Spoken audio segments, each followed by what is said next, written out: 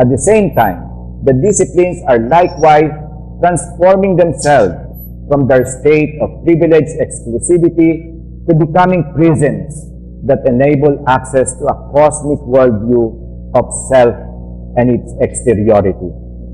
In her inaugural address, President Emerlinda Roman expressed a highly auspicious message when she exhorted the promotion of, quote, inter- and multidisciplinary research aimed at integrating knowledge and solving practical problems, end of quote. The next 100 years could pursue such likely vision. Not only with desire and ideation, but with action. This whole process is not going to be a quick fix exercise after decades of disciplinary zoning and diffusion that has created its own crisis of universalness. It is the choice of possibilities that creates direction, and it is the profound understanding of these possibilities that directions can be pursued with the greatest wisdom and probable efficacy. One must define the field both in time and space, and in turn, time and space must be accorded the greatest latitude, a kind of patient determination, in order to enhance the possibilities toward the search for total emancipation. I close by pleading guilty to giving you, at the waning moments of celebrating UP's 100 years, a highly critical discourse on its advancements and perceived achievements. I'm sorry. In spite of these dark musings, however, I take exception on two counts.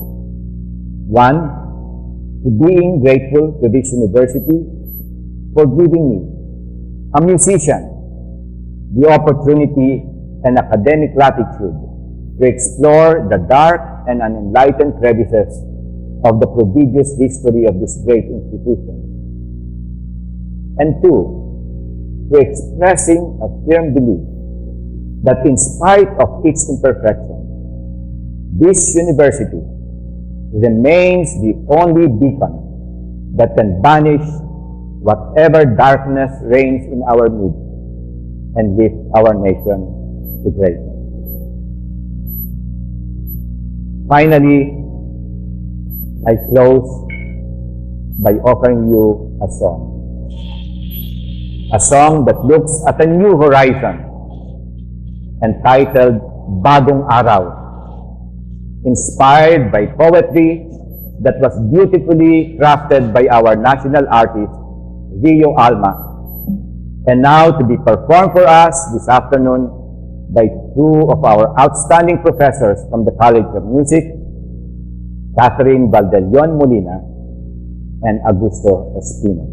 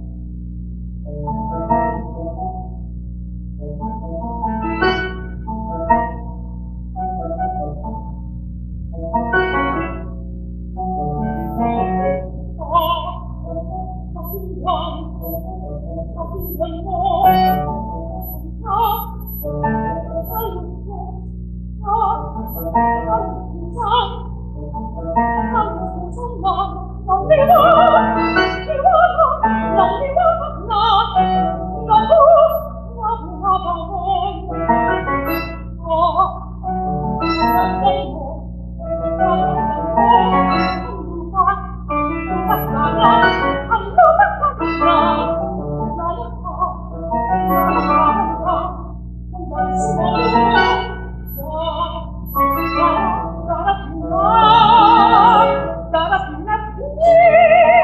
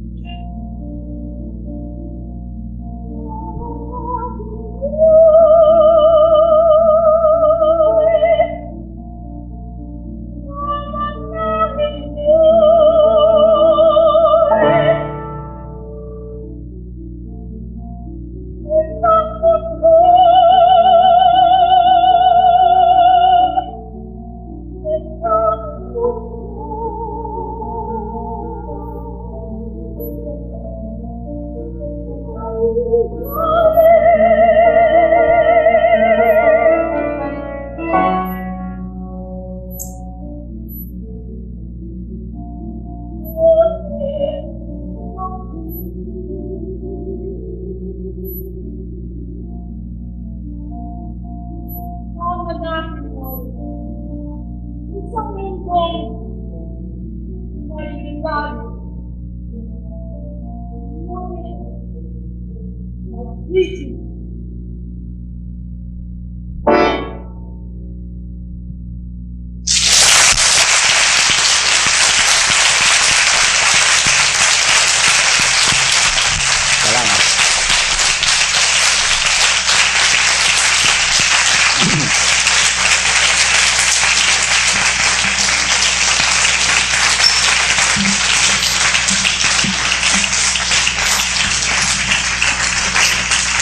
Our lecturer is now ready to answer questions from the audience here in Abelardo Hall Auditorium, as well as those in the other campuses.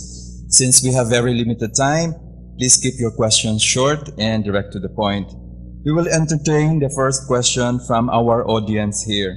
Please raise your hand, and when recognized, please proceed to the nearest microphone. Please identify your name, your college, and your question. We have a question from UP Manila. UP Manila, please come in. The question is, Dr. Santos, in the lecture, you mentioned that diversity response to solving national problems came with the institution of new programs and the closure of least essential departments and programs. Our department is offering Sound is choppy, so in a health science campus. sir. Small number of primary qualifiers and enrollees has always been the basis in considering the idea of abolishing the program. Our department believes that the program is essential in promoting Filipino culture, but some don't. How could we convince them to think otherwise? This is from Professor Gina Salazar, CAS faculty. And the question says, in your lecture, you mentioned that the university's response to the solving national problems came with the closure of at least essential departments and programs. Okay, and she says, our department is offering the BA Phil Arts program in a health science campus. The small number of primary qualifiers and enrollees has always been the basis in considering the idea of abolishing the program.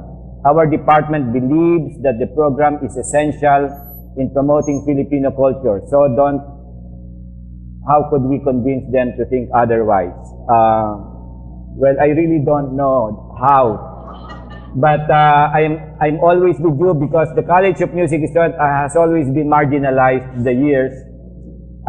In fact, every time we would come on stage, people would always expect us to sing and dance and entertain. So, but anyway, yes, this has always been the trend. When I was still a member of the administration, I was able to, I used to sit in all these committees. I sat in CRAP. You know, that CRAP was supposed to crap programs down on the basis of economics, mostly on economic issues. So I don't think that this should be the main basis for streamlining the academic programs of the university. In other words, the whole academic curriculum of the entire university should be reviewed according to a paradigm, according to a vision, you know, of what the university wants it to be in the future, and not just for excess fat or numbers, in terms of financial situation. So, I don't have the answer to how we can, but the president is right here. She's raising her hand, so I'm sure she has the solution.